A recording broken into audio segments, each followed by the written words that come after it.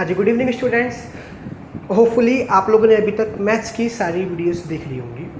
ये आज मैथ्स की लास्ट वीडियो है। अगर अभी भी कोई डाउट रहता है तो आप मुझे बता दीजिएगा, हम वीडियो बना लेंगे बाद में, या हम जूम ऐप पे डिस्कस कर लेंगे। अब इसके बाद कोई वीडियो नहीं आएगी मैथ्स के इस चैप्टर की। नेक्स्ट चैप्टर हम स्टार्ट करेंगे, ठीक है। इसके मैं आज 3 क्वेश्चन कराऊंगा और तीनों ही बहुत इंपॉर्टेंट है, ठीक है। उसे करने के बाद चैप्टर खत्म। आपके डाउट्स रहते हैं तो वो जूम ऐप पे डिस्कस करेंगे। अब हम इसके लिए वीडियो नहीं आएगी, ठीक है। सुनिए मेरी बात, मुझे बता दीजिएगा जो डाउट है। जनरली इस मेथड का नाम है रिड्यूसिंग मेथड। कुछ मेथड नहीं है ये, बस रिड्यूस कर देते हैं। समझाऊंगा कैसे, शॉर्ट में से यूवी भी कहते हैं, यूवी मेथड। तो क्या है बेटा, जैसे मान लीजिए आपके पास एक क्वेश्चन है, 2/x plus 3/y equal to 13 and 5/x minus 4/y is equal to -2। इन दो क्वेश्चंस को हमें सॉल्व करके x और y की वैल्यू फाइंड करनी है ना भाई। इसमें आप एक अलग सी चीज देखो कि जो हमारे वेरिएबल्स हैं जो हमें फाइंड करने हैं वो आपके डेनोमिनेटर में आ रहे हैं, है ना। तो इनको सॉल्व करने के लिए हम लोगों ने एक नया मेथड बनाया, रिड्यूसिंग मेथड। कब लगाएंगे ये? तब जब हमारे वेरिएबल्स जिनकी वैल्यू हमें फाइंड करनी है वो डेनोमिनेटर में आएंगे। आपके माइंड में एक चीज़ आ रही होगी कि सर इनका एलसीएम ले लेते हैं और एलसीएम लेने के बाद ये एक्स वाई इधर पहुंचेगा, सॉल्व कर दो। बिल्कुल कर सकते हो, नो डाउट। मगर अगर x-1 लिखा आ गया नीचे, y-1 लिखा आ गया, चलो यहाँ तो एक है, और x + y x मतलब और भी टर्म्स आ गए डेनोमिनेटर में वेरिएबल के साथ, तो उसमें दिक्कत हो जाएगी, है ना। तो इसीलिए सिंपल मेथड बता रहा हूँ, रिड्यूसिंग मेथड। सुनिए क्या करते हैं। तो सबसे पहला स्टेप क्या है, 3 क्वेश्चन कराऊंगा बस, ठीक है, चैप्टर खत्म। एक डाउन स्ट्रीम अप स्ट्रीम का और एक वर्क वाला क्वेश्चन, वो भी समझेंगे। ध्यान से देखिए, पहले दोनों में देखिए क्या कॉमन आ रहा है। इसमें और इसमें दोनों में 1/x कॉमन आ रहा है। ये भी 1/x कॉमन है, इसमें भी 1/x कॉमन है। तो लेट पहले जो भी कॉमन आ रहा है उसे क्या मान लीजिए, u, जो भी कॉमन है। कैसे?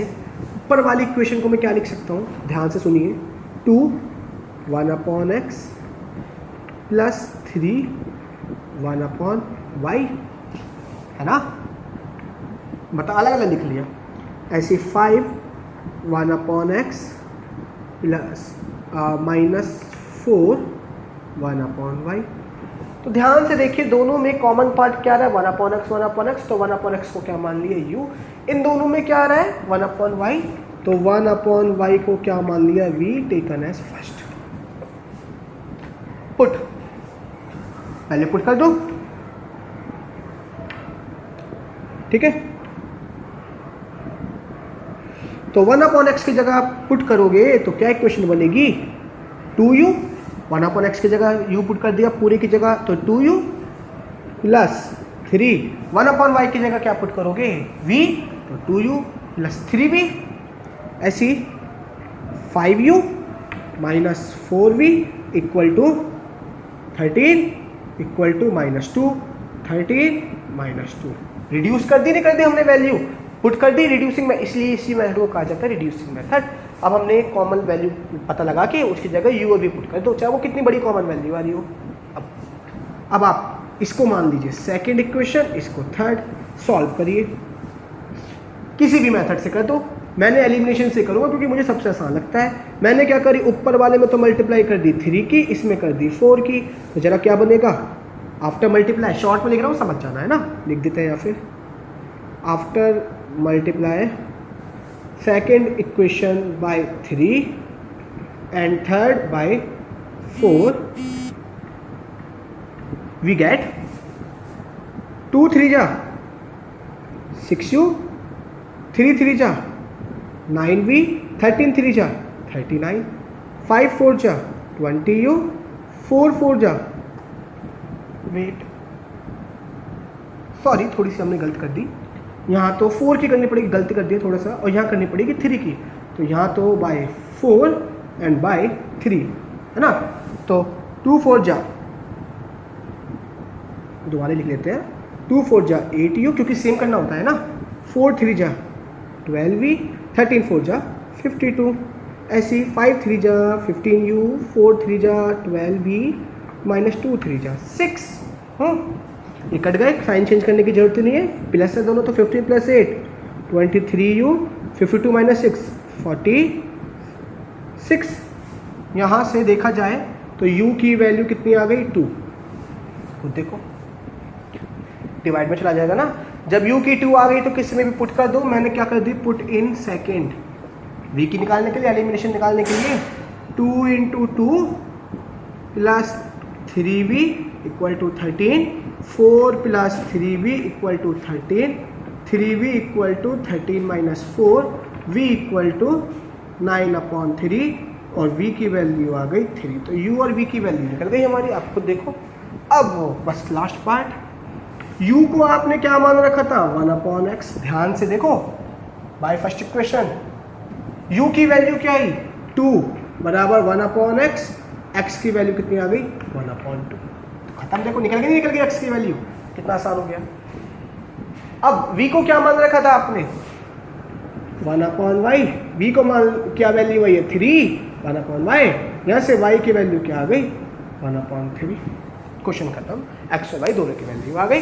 पहले दोनों में जो हमने सॉल्व करके लिखा तो दोनों में देखो 1/x कॉमन आ रहा है, 1/y, इसको u मान लिया, इसको v मान लिया, 2u + 3v 13, 5u - 4u - 2, दोनों को सॉल्व करके uv की वैल्यू निकाल दी, 2 और 3, u 1/x के बराबर था तो यहाँ से x की निकल गई, यहाँ से y की। Question solve. अभी भी कोई डाउट हो तो आप पूछ सकते हो। अभी मैं अगले क्वेश्चन पे आता हूँ जिसका नाम है अप स्ट्रीम डाउन स्ट्रीम। सुन लीजिए मेरी बात, बहुत इंपॉर्टेंट है, आपको 3.6 करनी है, पहले क्वेश्चन में यही पार्ट करके दिखाने हैं, ठीक है। पहले क्वेश्चन में आपको यही बताना है जनरली कि हमारी सॉल्व करना है, मतलब सिंपली सबको आपको तरह तरह के क्वेश्चन दे रखे हैं, 8 क्वेश्चन है, आप कर लीजिए। और सेकंड क्वेश्चन का मैं 2 क्वेश्चन आपको करा चुका हूँ। रूही वाला जो मैंने आपको वर्कशीट में सॉल्व कराया था कि इतना डिस्टेंस इतने में कवर करा, तो नेक्स्ट 20 किलोमीटर उससे कवर करा, ठीक है। और एक क्वेश्चन मैं बता रहा हूँ, अब सुनिए अगला क्वेश्चन, इंपॉर्टेंट है, बहुत बहुत ज़्यादा इंपॉर्टेंट। आज एक नया टॉपिक सुनेंगे, सभी कंफ्यूज नहीं होगी, देखो बहुत अच्छे से समझेंगे। देखो पहले समझेंगे फिर आगे उसको यूज करते रहेंगे, ठीक है। अब बोट गोज, ये एग्जांपल 19 है, और ये देखिए बहुत ज़्यादा चांसेस के बोर्ड में आने की, आता ही आता है। 30 kilometre up stream and 44 kilometre down stream. समझाएंगे अभी क्या है ये up stream down stream. 44 kilometre up stream and 44 kilometre down stream in 10 hours.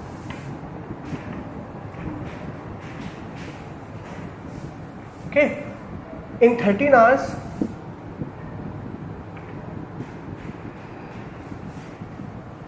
it can go 40 kilometer,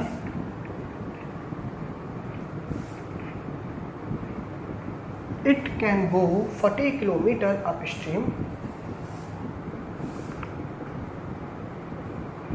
and 55 kilometer downstream। समझेंगे बेटा, अभी 2 मिनट रुकिए, बस क्वेश्चन उतार लेते हैं। Determine the speed, determine the speed of the stream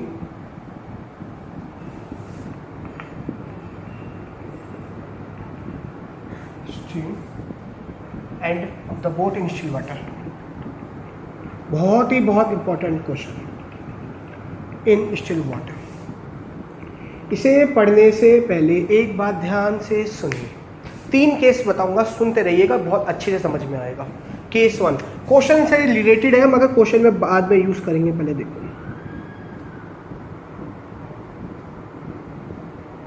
ये मेरा वाटर है, कैसा वाटर, स्टिल रुका हुआ वाटर है, कोई मोशन नहीं हो रहा। आप क्या कर रहे हो, बोट चला रहे हो, ये क्या है आपकी बोट, इस डायरेक्शन में, स्पीड हो गई x किलोमीटर/आवर, ठीक है, x किलोमीटर/आवर। और स्टिल वाटर की स्पीड अभी, ठीक है, यहाँ तक समझ में आया। नेट स्पीड यही होगी, आप जितनी स्पीड से चलोगे उतनी स्पीड से आगे बढ़ते चलोगे। केस 2, सुनना मेरी बात, बताएंगे अभी, बहुत अच्छे से समझ में आएगा, कंफ्यूज मत होना। ये आपकी बोट है, लहरें चल रही हैं, क्या है, अब पानी शांत नहीं है, मूव कर रहा है, और पानी इसी डायरेक्शन में मूव कर रहा है। कितनी स्पीड से मूव कर रहा है, मैंने मान लिया y किलोमीटर पर आवर। कितनी स्पीड से पानी जो हमारा मूव कर रहा है वो इधर मूव कर रहा है y किलोमीटर पर आवर, और जो बोट की स्पीड है वो है x किलोमीटर पर आवर, है ना, यही पढ़ा था। बोट की स्पीड जो है वो इधर x किलोमीटर पर आ रहा है और वाटर की भी y किलोमीटर पर आ रहा है। तो जरा बता ना, नेट स्पीड कितनी होगी, x plus y kilometre per hour. एक तो आपकी खुद की बोट की स्पीड और एक वाटर की स्पीड आपको इधर ले जाएगी, है ना, समझ रहे हो। ये वाटर बोट की स्पीड कितनी थी स्टिल वाटर में, अब लहरें आ चुकी हैं। ये बोट की स्पीड कितनी थी स्टिल वाटर में, x थी, रुका हुआ पानी में, जैसी लहरें आई तो आपकी स्पीड में y की स्पीड ऐड हो जाएगी। मान लीजिए मैं आराम से चल रहा हूँ, अब पीछे से कोई मुझे धक्का लगा दे तो डेफिनेटली एक तो मेरी स्पीड और जो स्पीड उसकी वजह से आई है वो ऐड हो जाएगी, x प्लस वाई हो जाएगी। कब, जब जिस डायरेक्शन में पानी हो उसी में मूव कर रहे हैं, और इस केस को कहा जाता है डाउन स्ट्रीम, है ना। स्ट्रीम के साथ, कि स्ट्रीम आपको ले जा रही है साथ में, ठीक है, स्ट्रीम की स्पीड आपके साथ ऐड हो गई। मान लीजिए ऊपर से पानी आ रहा है पहाड़ से, डाउन स्ट्रीम, ऊपर से पानी आ रहा है, बोट ऐसे जा रही है, तो पानी भी इधर जा रहा है, लहरें, आपकी बोट भी, तो नेट स्पीड कितनी हो जाएगी, आपकी बोट की स्पीड जितनी थी रुके हुए पानी में, अब जैसी लहरें आ गई उसमें वाई लहरों की स्पीड ऐड हो जाएगी। तो इस केस को कहा जाता है डाउन स्ट्रीम। ये स्ट्रीम की स्पीड है, किसकी स्पीड, स्ट्रीम। तो डाउन नीचे की तरफ जा रहे हैं तो स्पीड क्या होगी, x plus y. Case third, अभी समझ में आएगा, बहुत आसान है। ये वाटर है, लहरें चल रही हैं भाई, ये थी लहरें हमारी ऐसे, अब आप ऊपर की तरफ बोट चला रहे हो, आपकी बोट जा रही है वो ऊपर की तरफ जा रही है, यानी अपोजिट डायरेक्शन में। ये आपकी बोट इस डायरेक्शन में, कितनी स्पीड थी पानी की, पानी के अंदर बोट की x किलोमीटर पर आवर, या ऐसे ही समझो, इस डायरेक्शन में जा रही थी बोट पहले, इसी डायरेक्शन में लहरें आ गई, एरो लगा, एरो से समझ जाना, कितनी speed, x kilometre per our रुके हुए पानी में। अब लहरें आ गई भाई एकदम से, लेकिन अपोजिट डायरेक्शन से, जिस डायरेक्शन में बोट मूव कर रही थी उससे अपोजिट डायरेक्शन में, यानी लहरें आ गई इस डायरेक्शन में।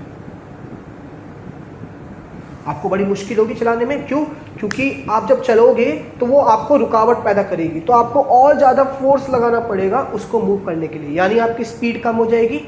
कितनी स्पीड से आप मूव करोगे, मान लीजिए आपकी स्पीड थी 50, लहरों की है 30, तो नेट स्पीड कितनी रह जाएगी, 50 माइनस 30। तो इस केस में जो नेट स्पीड आएगी वो कितनी आएगी आपकी, x minus y kilometre per hour, और ये कैसा केस होता है, अप स्ट्रीम।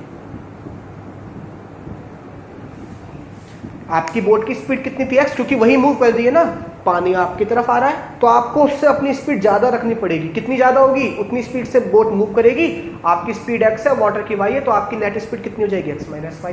जैसे कि लहरें तो नीचे की तरफ आ रही है y से, और आपकी बोट जा रही है ऊपर की तरफ से, अप स्ट्रीम, ऊपर की तरफ जा रहे हो, तो डेफिनेटली आपकी जो नेट स्पीड होगी वो x माइनस वाई होगी। क्यों, क्योंकि आपको ये स्पीड रोकेगी, आपकी स्पीड ज़्यादा है, इसकी कम है, तभी तो आप मूव कर रहे हो। कितनी स्पीड ज़्यादा होगी, x माइनस वाई। ये केस आया समझ में, अगर ये केस आ गया है तो फिर कोई दिक्कत नहीं है। ये आपको होपफुली अब समझ में आ गया होगा कि जब हमारा स्टिल वाटर में बोट की स्पीड x थी, जैसे ही डाउन स्ट्रीम हो गई, हम जिस डायरेक्शन में लहरें थी उसी डायरेक्शन में मूव कर रहे थे, तो दोनों की स्पीड ऐड हो गई, है ना। रिलेटिव स्पीड क्या हो गई, दोनों की ऐड, डाउन स्ट्रीम में x प्लस वाई, क्योंकि आपकी बोट की स्पीड में लहरों की स्पीड भी ऐड हो जाएंगी, दोनों सेम डायरेक्शन में है। अब जब आप अपोजिट डायरेक्शन में चल रहे थे लहरों के, जिस डायरेक्शन में लहरें आ रही थी उसके अपोजिट डायरेक्शन में जा रहे थे, तो आपकी स्पीड कम हो जाएगी। कितनी कम हो जाएगी, लहरों की स्पीड माइनस हो जाएगी, x माइनस वाई। और इसको क्या बोल दिया, अप स्ट्रीम, ये डाउन स्ट्रीम, ये अप स्ट्रीम। डाउन स्ट्रीम में ऐड हो जाएगी, अप स्ट्रीम में माइनस। तो यहाँ से आपको स्पीड समझ में आ गई कि डाउन स्ट्रीम और अप स्ट्रीम में कैसे लिखते हैं। अब कोई भी क्वेश्चन आप इजीली कर सकते हो, समझ में आ गया होगा, ये रटना नहीं है, है ना। तो अब देखिए क्वेश्चन क्या कह रहा है, ये समझ में आ गया होगा। फिलहाल के लिए अभी शॉर्ट में, ताकि आपको रिवाइज है, ये मान लीजिए कुछ ऐसा स्लोप है, पानी ऐसे बह रहा है इस डायरेक्शन में, कितनी स्पीड से y, और हमारी बोट भी इस डायरेक्शन में कितनी है x। तो नेट स्पीड क्या होगी डाउन स्ट्रीम की, x plus y kilometre per hour, और अगर बोट इस डायरेक्शन में मूव कर दी है तो क्या हो जाएगी x माइनस वाई, ठीक है, क्योंकि पानी इस डायरेक्शन में आ रहा है। तो इसको ध्यान में माइंड में रखते हुए आप सुनिए। तो सबसे पहले क्या है, ए बोट गोस 30 किलोमीटर अप स्ट्रीम, ऊपर की तरफ 30 किलोमीटर गई अपोजिट डायरेक्शन में, and 44 kilometre down stream, total कितने टाइम में, 10 आवर में। तो सबसे पहले तो देखो जो फाइंड करना है अभी समझिए, स्पीड ऑफ स्ट्रीम, लहरों की speed, late the speed of boat in still water. सबसे पहले मैंने जैसे माना था कि बोट की स्पीड कितनी मान ली स्टिल वाटर में, भी x किलोमीटर पर आवर, रुका हुआ पानी है x किलोमीटर पर आवर, वही मेरी स्पीड होगी। अब द स्पीड ऑफ बोट, या सुनो ऐसा मत करो पहले, let the speed of stream be, अब जो लहरें आई उसकी स्पीड कितनी मान ली, y किलोमीटर पर आवर। लहरें आ गई एकदम से, जैसे यहाँ है ये स्ट्रीम बोट की स्पीड थी स्टिल वाटर में, ये लहरों की स्पीड आ गई। तो net speed in downstream कितनी बताई, डाउन स्ट्रीम में दोनों की स्पीड ऐड हो जाएगी, x प्लस वाई, समझा चुका हूँ। तो net speed in downstream भी x plus y kilometre per hour, no doubt. And net speed in upstream कितनी हो जाएगी अपोजिट डायरेक्शन में, मैंने समझाई थी अभी आपको, x minus y kilometre per hour. ठीक है जी, अब सुनिए मेरी बात कि क्वेश्चन केस 1, 30 स्पीड का फॉर्मूला होता है डिस्टेंस अपॉन टाइम, ठीक है, सुनते रहिएगा मेरी बात। 30 किलोमीटर चली एंड 44 किलोमीटर चली टी टाइम में, यही होता है। तो स्पीड का formula distance upon time in, सबसे पहले बात करते हैं फर्स्ट केस, अप स्ट्रीम कितनी गई 30 किलोमीटर, अप स्ट्रीम की स्पीड कितनी है x minus y equal to, speed हो गई, स्पीड कितनी है अप स्ट्रीम में, x माइनस वाई, ठीक है। डिस्टेंस कितना चला अप स्ट्रीम में 30, टाइम कितना मान लिया मैंने, कितना लगा रखा है इसमें, कितना लगा t1, तो t1 की यहाँ से वैल्यू कितनी आ गई 30 अपॉन x माइनस वाई। केवल ये समय किसका आया है, यहाँ पे टाइम लिख लेंगे हम, let the time be t1 and t2, 30 upon x minus y. Similarly again speed equal to distance upon time, downstream कितना गया 44, स्पीड कितनी होगी डाउन स्ट्रीम की 44, x प्लस वाई, समझा दिया। डिस्टेंस कितना है 44, टाइम कितना मान लिया t2, t2 की वैल्यू कितनी आ गई 44 upon x plus y. Now t1 plus t2 total किसके बराबर दे रखा है 10 आवर के, कि टोटल टाइम कितना लगा इन 10 आवर, टोटल 10 आवर, दोनों को टाइम को मिला के कितना लगा 10 आवर। तो t1 प्लस t2 10, तो पहली क्वेश्चन क्या बनेगी 30, t1 की वैल्यू क्या है 30 upon x minus y plus 44 upon x plus y equal to 10, this is the first equation, okay, है ना। दोनों का समय मिला के कितना लग रहा है 10, अब स्ट्रीम में कितना समय मान लिया t1, तो ये आ गया फॉर्मूले से, इस फॉर्मूले से t2 का ये आ गया, कितना आ गया 10। सिमिलरली अब दूसरा लिखने की जरूरत नहीं है, टोटल कितना समय लगा 30, 40 किलोमीटर अप स्ट्रीम, तो 30 की जगह तो आ जाएगा 40, स्पीड वही रहेगी x minus y upstream. Downstream कितना चला 55, डिस्टेंस कितना आ गया 55, स्पीड क्या हो जाएगी x प्लस वाई, टोटल समय कितना लगा 13। ये बन गई दूसरी इक्वेशन। आ रहा होगा, देखो आसान है, डाउन स्ट्रीम अप स्ट्रीम, बच्चा हमेशा कंफ्यूज रहता है, जरा पूछ के देखना, आधा को यही नहीं पता अप स्ट्रीम होता है डाउन स्ट्रीम क्या होता है, बस वो याद कर लेंगे कि हमें अप डाउन स्ट्रीम में तो x प्लस वाई मान लेनी है और अप स्ट्रीम में x माइनस वाई, लेकिन ऐसा नहीं है, मैंने सिखा दिया है। अप स्ट्रीम का मतलब कि जिस डायरेक्शन में आपकी स्ट्रीम आ रही है उसके अपोजिट डायरेक्शन में मूव कर रही है बोट, तो definitely net speed x minus y. Downstream मतलब जिस डायरेक्शन में बोट जा रही है उसी डायरेक्शन में लहरें चल रही है, तो स्पीड दोनों की ऐड हो जाएगी x प्लस वाई, ठीक है। तो ये बन गए दोनों इक्वेशन। अब मैं फिलहाल इरेज कर रहा हूँ, अगर आपको देखना है तो स्क्रीनशॉट ले लीजिएगा, ये दो इक्वेशन बनेंगे। तो अभी फिलहाल मैंने ऊपर का सारा इरेज कर दिया है, ठीक। तो इसके बाद क्योंकि क्वेश्चन सॉल्व करना है, ये क्वेश्चन बनी थी हमारी, उसको आपको समझ में आ गया होगा स्पीड टाइम सा। अब ध्यान से देखिए दोनों में क्या कॉमन आ रहा है, तो 1 अपॉन एक्स माइनस वाई को तो मान लेंगे u and 1 upon x plus y को मान लेंगे v। तो इक्वेशन क्या बनेगी 30u plus 44v equal to 10। And similarly 40u plus 55v equal to 13, चाहे तो सॉल्व कर लो। ठीक है, जब आप इन दोनों को देखोगे तो बेटा यहाँ से आपको पता चलेगा, मैं अभी करके नहीं दिखा रहा, समझ जाओ। तो u की वैल्यू तो आएगी 1/5 एंड v की वैल्यू आएगी 1/11।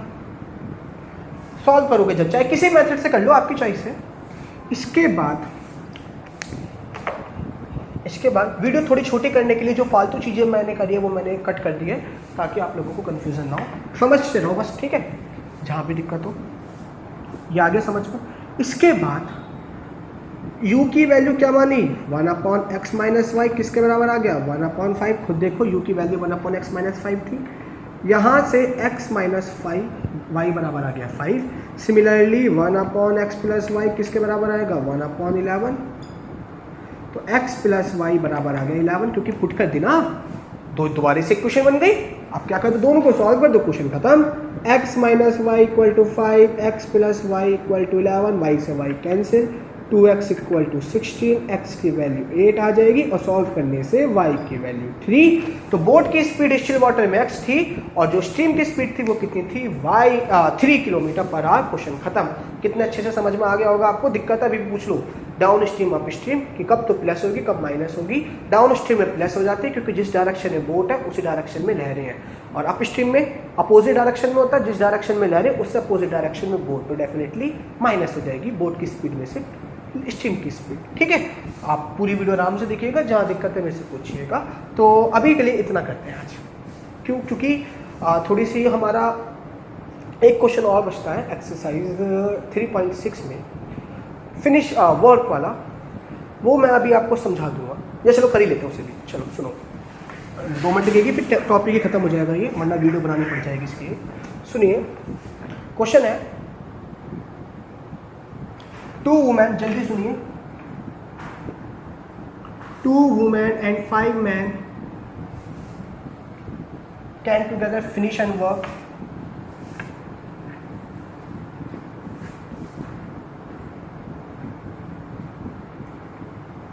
in 4 days, while 3 women and 6 men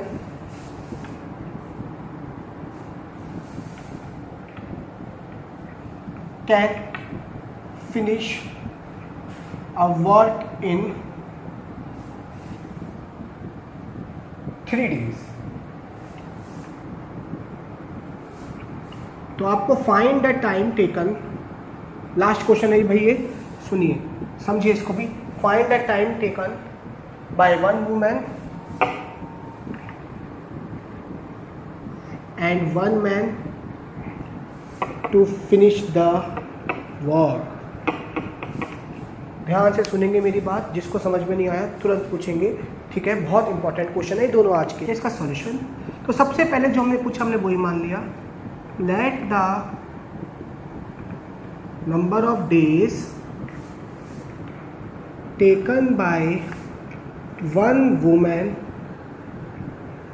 to complete work be x days। एक वुमेन एक काम को कितने दिन में खत्म कर लेती है, x डेज में, वही तो फाइंड करना है हमें, एक वुमेन एक मैन का। Let the number of days taken by 1 man to complete the work be y days। यही होगा अकॉर्डिंग टू क्वेश्चन। सभी चीज 1 डे के लिए निकालो बेटा, फॉर 1 डे।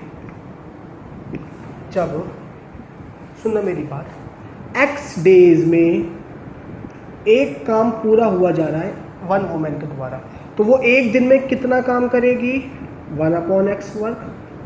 x डेज में एक काम कंप्लीट हो रहा है ना, एक काम पूरा कंप्लीट हो रहा है, तो एक दिन में वो कितना काम करेगी 1/x। एक वुमेन, कितनी वुमेन है 2 वुमेन, तो एक वुमेन तो क्या लिखेंगे द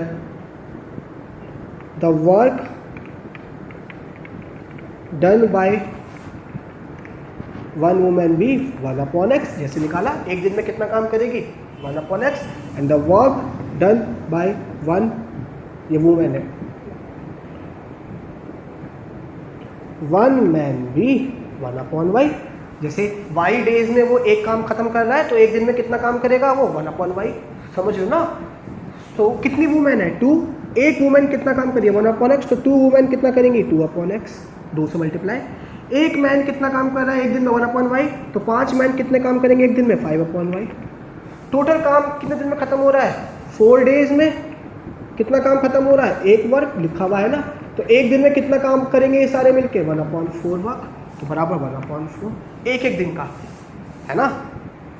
टोटल डेज कितने मानती है x, एक काम को पूरा होने में, तो एक दिन में वो कितना काम करेंगी 1/x वर्क। ऐसे ही एक दिन में मैन कितना काम करेंगे 1/y वर्क।